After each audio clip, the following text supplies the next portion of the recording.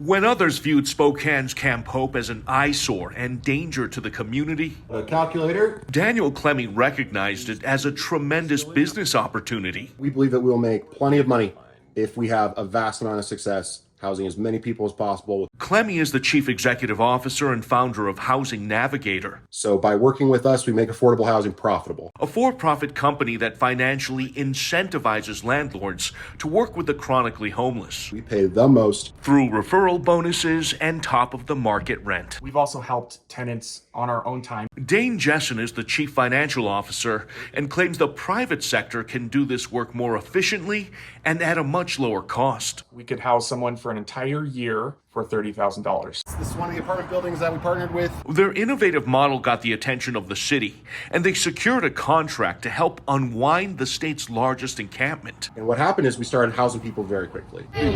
In the first few months, Clemmie says they connected multiple people with affordable housing units, We housed 20 units. and they were on a roll. And it is super important to solve this issue. But that was last year. We made a list of rules. Since then, Camp Hope closed down. New Mayor Lisa Brown took office in January, At how complicated some of these problems are. and now they're both seeing red. Clemmie and Jessen say the city of Spokane owes Housing Navigator more than $100,000 for services they provided. Logic is not part of this conversation. Our goal was to beat everybody at housing people, and we successfully did that, and then we were punished for it. And claim this is a breach of contract. We noticed when the mayor's race in Spokane really started to heat up that there was a lot of issues with payment. Homelessness, it's not cheap. I believe the Trent shelter was the biggest single mistake of this administration. The men believe the new progressive Democratic administration is shutting them out because of their conservative leanings. The only thing I can think of is politics. And quite candidly, Clemmie says they were doing such a good job housing people, it embarrassed the nonprofit sector that's failed to curb the rising homelessness rate in Spokane. We can house more people with less money, and that goes counterintuitive to bureaucracy. The sheriff of Spokane, Washington. Former Spokane County Sheriff Ozzie Knizovich It did work. It was permanent housing. helped Housing Navigator get its first contract with the city and believes this is personal. If you were not in that in crowd, if you were not one of Lisa's friends, you were iced out. As you know, there's always two sides to a story. Brown says she had nothing to do with this decision. They also allege, due to their conservative politics, that they're being iced out, that you're playing favorites. Is that true?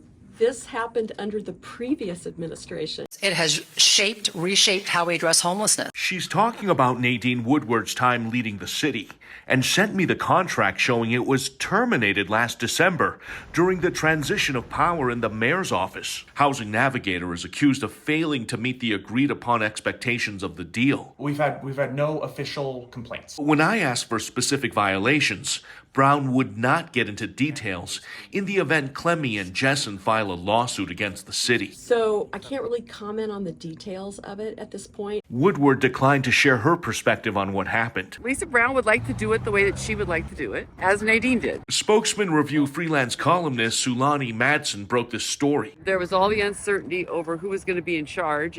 So every time you change a project manager or contract manager, there's an opportunity for a mistake. And says there are still many unanswered questions at the city level. I've talked to a lot of people off the record who are on the inside who are trying to fix this. Madsen is also scrutinizing the Washington State Department of Commerce, where Brown recently served as its leader.